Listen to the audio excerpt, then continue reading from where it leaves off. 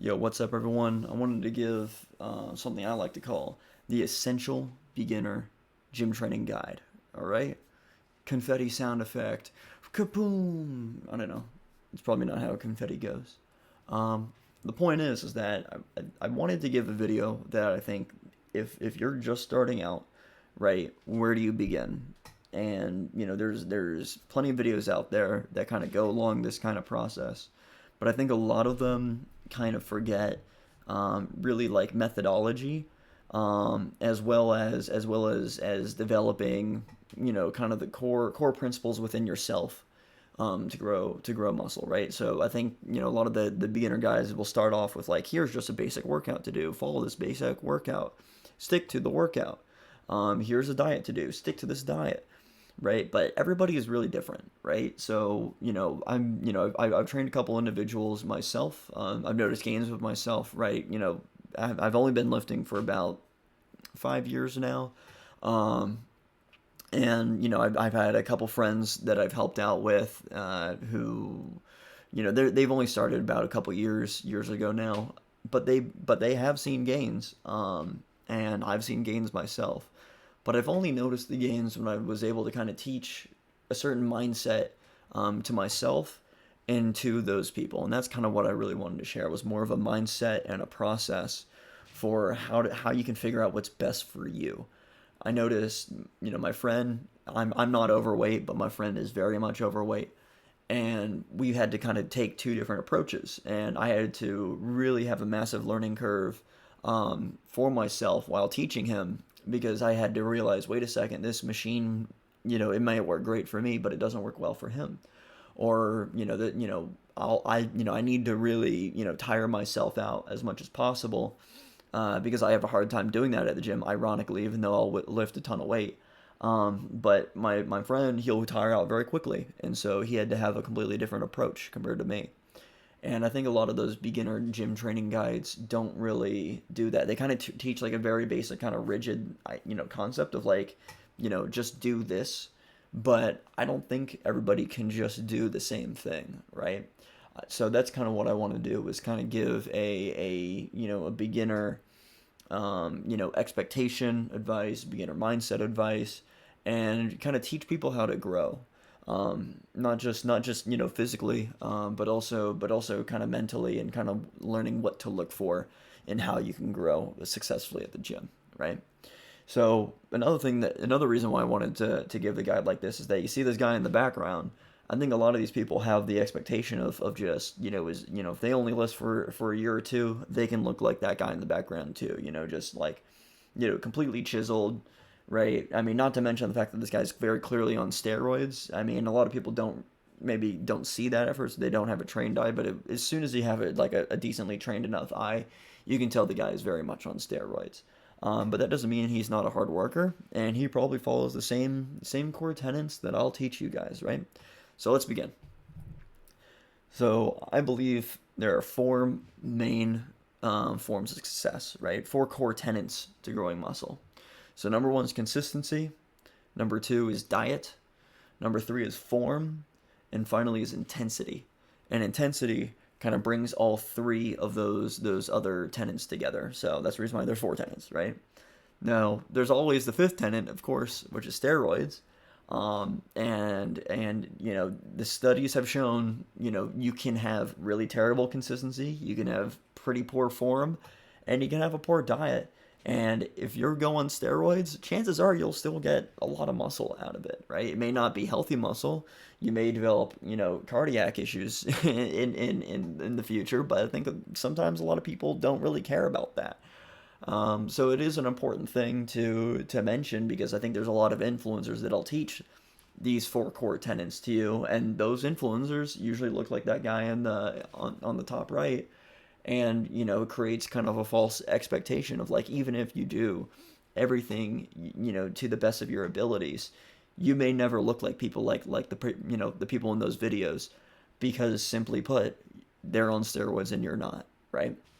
So with that being said, I just want to teach the four main core tenets of growing muscle, and just kind of what to expect over time. So let's get into it. So the first is consistency. In my opinion, I think consistency is number one, above all else. I think number two is intensity, but definitely consistency is the number one. Like, let's say you have a terrible diet, you have terrible form. If you're consistent in the gym, you'll still make gains. Even if you have poor form and all that. There's a lot of ways you can kind of slice and dice this kind of idea of consistency, but I really like to focus on, if you have any training at all, it'll be better than no training. So if you train once a week, it'll be way better than not training at all, right? If you train twice a week, it'll be a lot better than training once a week, right? And so on and so forth. Even if you train 7 days a week, it will actually kind of be better than training 6 days a week, actually, right? It's a very, very, like, there's a huge plateau, and you can see if you're like overtraining in one session, which is what that bottom image is actually getting at. Then it'll be, you can't, there is such a thing as too much volume at once. But even people who train 7 days a week do see a very, very slight gain compared to people that train 6 days a week. But that's not the issue. The issue is, can you even develop that consistency to begin with? Does everybody really need to work out 7 days a week? Of course not, right? But if you've never gone to the gym, if you try to start out going 3 days a week, you will get burnt out. I have seen it in many cases, and that kind of gets at what a lot of the workout guides, right? They'll give, hey, stick to this 3 days a week plan or a 4 day a week plan. If you've never trained before, it is very difficult to just immediately get onto that. People have done it before, but I think it's way better for people to actually go only once a week for like 3 to 6 months if you're just starting out, and then develop over time. So, after those 3 to 6 months, you go twice a week. And then, after another, 3 to 6 months, you go three times a week or so on. You kind of build that time in the gym and that volume slowly, and it gives you an ability to kind of develop a habit, right? Because it takes 21 days to develop a habit, and it's really, really hard if you just go from 0 days a week to 4 days a week in the gym, or even 3 days a week in the gym to develop that habit. But if you go once a week, that is something you can more progressively ease into. Training is a lifestyle, right? So, that's kind of what the bottom left image is there. Is like, don't expect to have some insane, kind of development. Of course, you can have amazing, genetics. So it might not take you 10 years to develop 100 pounds of muscle, but chances are, if you're natural, that is the progression. It's a slow type of gaining process. It is not something that's quick, right? The first year you might expect to have, you might build, I think it's like 15 to 20 pounds of muscle. Second year you'll go down to, maybe 10 pounds of muscle. Third, fourth, fifth, and so on, you consistently drop, right? So like, there's people who have been training for 10 years or more, and they may only get maybe 1 to 2 pounds of muscle each year, even after, all of the training that they can possibly do. So it takes a long time to really see a significant gain, especially if you're training naturally. But again, steroids. It does change the game, and I don't know. I think that there's a lot of people out there that if they were just honest about their steroid use, then I think the world would just be a better place. But I digress. Let's talk about diet. So diet is in my opinion, it is simple. It's definitely intimidating at first. So here's how I'd always recommend to do it, right? Figure out where you're starting off at. If you're starting off at really high body fat percentage, then you want to diet down. Now if you're kind of like a skinny type of person, or like even slightly skinny fat, then I recommend actually trying to bulk a little bit more. And so it's the opposite scenario. They need to just gain weight. And so what you just need to do is figure out how many calories you're taking in, how many calories you're putting out at the gym, and then calculate a meal plan and set up a meal plan based off of your dietary goals. And the key is that fat loss is not a competition. Do not do a 7-week body remodeling challenge unless unless you're already an athlete, in which case maybe that's a fun challenge for you. But I think if you're just starting off and whatever, ease into it. Really, start off at like, taking maybe 3 to 4 months at a small calorie deficit over time. Let's say you do 2,000 calories a day, or you're at 4,000 calories a day. Take 5 to 10% off, and try to do that consistently over time. And I believe that's, I don't believe, I know that's the kind of the best way to go about it. A really, really hard calorie cut is gonna make you lose sleep. You're gonna have a really hard time eating in cases. You're gonna have a really hard time keeping your muscles in a lot of cases. A lot of times muscle can atrophy even on a really severe fat loss kind of cut. So please don't do that, right? Please just to kind of take your time with it, especially if you're just starting out. And there aren't any shortcuts to it, right? So if you have, like don't get me wrong, low calorie snacks are great, but they're great when they're within your meal plan. I think once you start, exceeding whatever is past your meal plan and go, oh, it's only an extra 20 calories here, an extra 30, 40 calories there, right? That does add up over time. And don't get me wrong, it's okay to have cheat meals, right? So if you know you're gonna have a day in the gym where you're just gonna go all out, really high intensity, that might be a good excuse to say, okay, that's perfect time for you to have a cheat meal, right? Either right before or right after. But other than that, there aren't really any major shortcuts. There aren't going to be any like, oh, it's ice cream, but it's low calorie ice cream. Well, what people do is they just eat more low calorie ice cream, right? It's still, not going to be good for you unless, of course, it's part of your meal plan. So just kind of keep all of that in mind. I think that if you do need to eat more than your meal plan, there's actually plenty of really nice fruits, vegetables, and nuts, as well as like snack alternatives to choose from. Sorry, I meant to say as snack alternatives. And again, it just kind of creates a bit of that volume, but a little bit less on the calorie side of things. So next is form. Form is kind of like the most complicated part of training, but I don't think it has to be. There's a lot of, well, I guess Arnold is actually a good example right here. Arnold has a whole book, and it's called like the Modern Encyclopedia of Bodybuilding. It is like 300-400 pages. It's a dense book. I love that book. I love seeing how Arnold trains versus how Mike Mentzer trained at the time, and Dorian Yates and all of the greats. They all have different kind of training strategies. And it's really interesting learning from, what worked well for one bodybuilder versus another bodybuilder and how that can be applied to you. That's all cool. I don't think people really need to have that kind of book. All you really need to do is focus on, especially if you're just looking at form, really just think about this. Each rep, you want to explode up, you want to go slow on the way down, and then you want to pause and stretch at the bottom. So, like Arnold's doing in this bicep curl kind of thing, you can see with one arm, he's exploding upwards. The other arm, he's controlling the weight on the way down, and then he's trying to go for as much of a stretch as possible at that bottom, and then rinse and repeat. And I believe that applies to almost all exercises, right?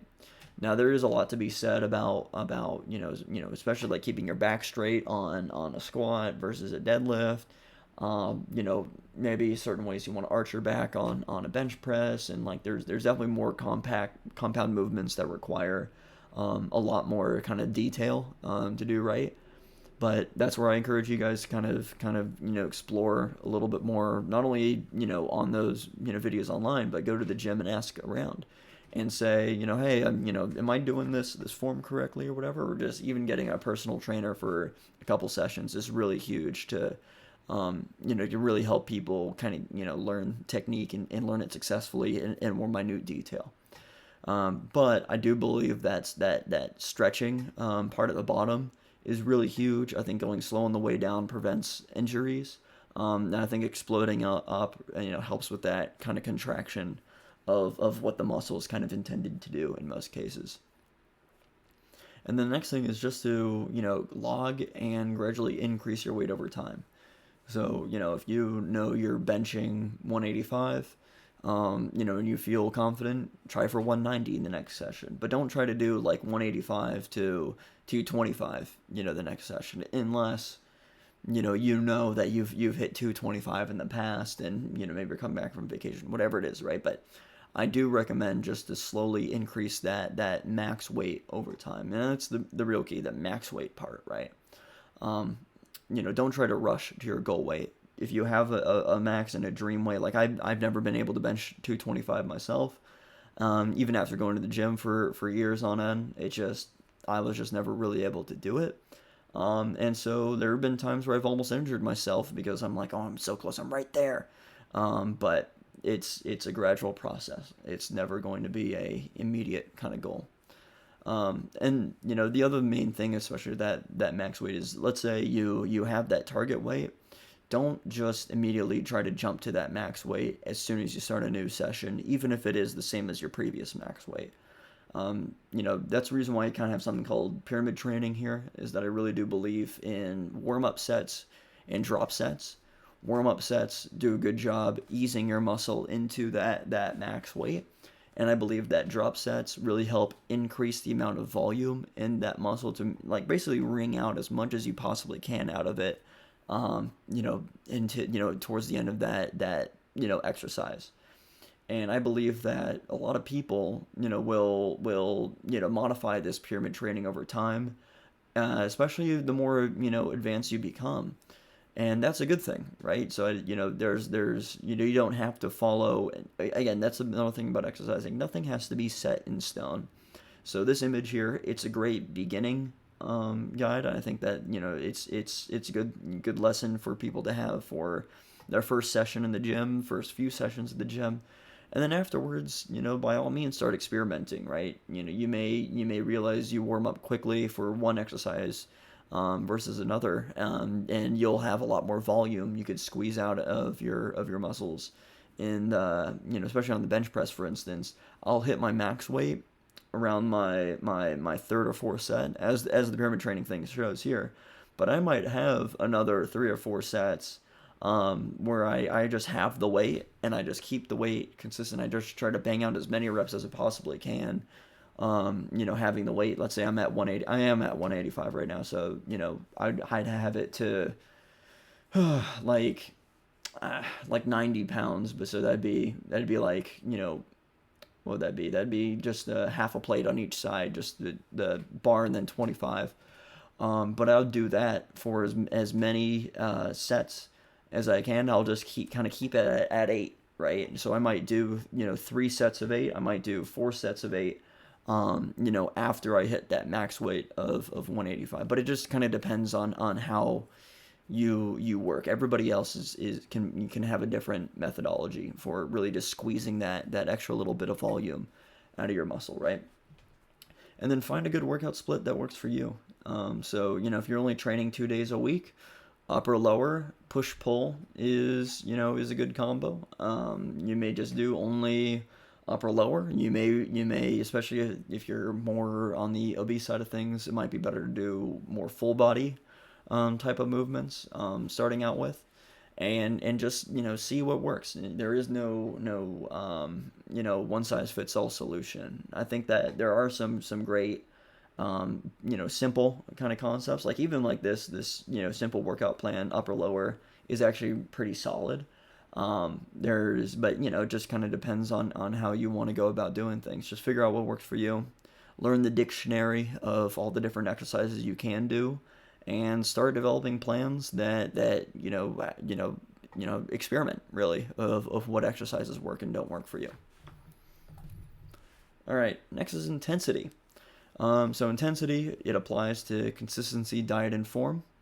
And I know it's hard, for people to kind of find that balance between too much and too little intensity, when you're a beginner. But the key is to experiment, A, and B, just see how far you can go, at least in terms of cardio, right? It doesn't have to just be a muscle specific thing. You don't have to say I need to lift as much weight as I possibly can. Just feel what you can and can't do, and try to push yourself a little bit more each time in the gym. But I have 4 ways that I think that it would really kind of lock in that intensity in a more measurable type of form. So the first thing is to maximize that intensity until you're just about to lose your form. And you'll notice about like partial reps. You'll notice that with like mile reps, or there's a million other ways you can try to maximize that intensity even after you've hit failure.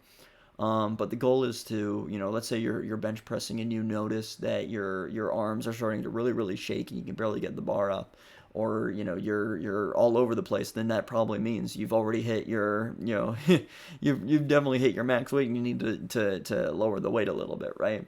But that applies to like all exercises, right? You'll have some form of I can't hit the full range of motion, and therefore you can't go all the way, and that's where you need to lower that intensity a little bit for that weight, lower the weight a little bit, and then try to re-maximize your intensity again. It's almost like, think about it as like a form of like um, limiting factors, and how if the form is your limiting factor, then you gotta work like lower the intensity until you reach the right form, right? But vice versa. Okay, so if you have really really good form and you're like, oh, maybe I can do a few more reps of this, maximize your intensity, right? So the same kind of concept. So number two is I always recommend to train to failure for most exercises. Now this is more of a preferential thing. I think that there's a lot of people out there with a lot of opinions on this. But I do believe that if you're a beginner, you really want to train to failure for most exercises, and that way you've maximized the potential for that muscle, but also try to hit failure multiple times, right? So like I was going with form, let's say you do the bench press, you fail on your max weight, half the weight, do as many reps as you can until you fail again, right? That's the whole point. I am a strong believer in drop sets. That's just me personally. I know that there's a lot of different opinions on that as well, but that's the idea of like you could just hit failure multiple times even in the same exercise. You will, really squeeze out all you can out of those muscles. And to make sure you don't hurt yourself on top of maximizing that intensity, is to monitor your heart rate zones during your workout, right? So if it's too much volume, chances are you're going to start feeling nauseous in the gym. You're going to kind of feel out of breath for everything. And that's really what heart rate zones do a good job at, is saying, okay, you're at heart rate zone. In this case, there's 4 zones. I actually like 5 zones personally for heart rate, but let's say you're in zone 3, and you've been in the gym for an hour and a half doing everything, and you start to feel like really really tired or whatnot. Do exercises that'll bring you back down to a level 2, right? Or take a 10-minute break, or something like that, to just lower your heart rate again, so you can kind of pick back up where you left off. And every exercise has like a certain cadence, right, of how far you should push yourself, how far your heart can go, and how far you can go with each exercise before you just feel totally exhausted and nauseous, right? And so nobody wants to get nauseous at the end of the workout. And that's how monitoring your heart rate kind of helps monitor that overall intensity you can have throughout the entire workout. And the last thing I recommend doing is doing cardio at the end of the workout. I do it to maximize my heart rate, to basically say, think about it like you're a sponge, and your exercises, basically wring out as much as you can for each muscle group, right? However, I believe that you still have your overall system, of your cardiovascular system, right, on top of all of your muscles. And I like to wring that out as well at the end of the workout, so I'm just completely depleted. Not everybody works that way, but that's just what I like to do. And I think that if you're a beginner, it's, I'm not saying you need to really, really, push yourself to where the point you're almost falling off the treadmill by the time you're done with the workout. But there's always a little bit more that people can do. And I think that that little extra step really helps develop that cardiovascular system to develop intensity for your next workout, and so on. So that's the reason why I highly always recommend just do cardio when you can, especially at the end of the workout. So let's wrap up. Let's go with it again. There's 4 core tenets of growing muscle. There's consistency, diet, form, and intensity. But there's also steroids, right? So there's all these influencers out there, and all the influencers, the best ones, are just trying to show different ideas of how to train, what works well for them, and what might work well for you, right? So there's a few influencers that I do recommend. I think Jeff Nippert is good. I think that Will Tennyson is good. Um, I think that Eric Janicki is good. Mike Israetel is good, but that's just me personally. You know, Sam Sulek is also good too. And they all have different ways of what training, how training works best for them. But what works best for them might not work the best for you, right? So just kind of be aware of that. All of them are just trying to balance those four core tenets for themselves. And also be aware of scammers. Be aware of people who take steroids. They say they're natural, and then they try to sell some sort of supplement or something like that to you, and it's just a complete lie. I think that you don't need some extra fancy supplements. If somebody's saying, "Oh, take this turkesterone or whatever," don't do it. Don't do it. It's a scam, right? And really avoid the people that are shilling that kind of product out to you. Always talk with the doctor before taking any supplements. I do think that personally, I think that just creatine and protein powder is just 99 of what people need. The rest may be, kind of like a multivitamin, especially you start having joint issues. But beyond that, I think that it's just a healthy diet, training right, and recovering. Well, you don't need any real supplements on top of that. So please do not buy supplements from influencers unless it's highly vetted. So just kind of be aware of that. Other than that, good luck to you guys. Enjoy the gym, have fun. I think that the gym is definitely intimidating. It takes a long time to really develop a love for the gym. It is kind of like Stockholm syndrome in a way where I think people it is torture to some people at the end of the day. But I've learned to enjoy that torture, and I've learned, and through my personal training, I have enjoyed learning, torturing a few people of my own. It is a fun time. So just enjoy yourself. Enjoy yourself. Start small. Start slow. Don't have too many expectations when you go to the gym. Your expectations should just be to focus on being healthy at first, and develop a lifestyle that will only kind of grow and blossom over time, and allow you to see and enjoy the world with it. So yeah. Anyway, that's all from me. See you guys around. Peace.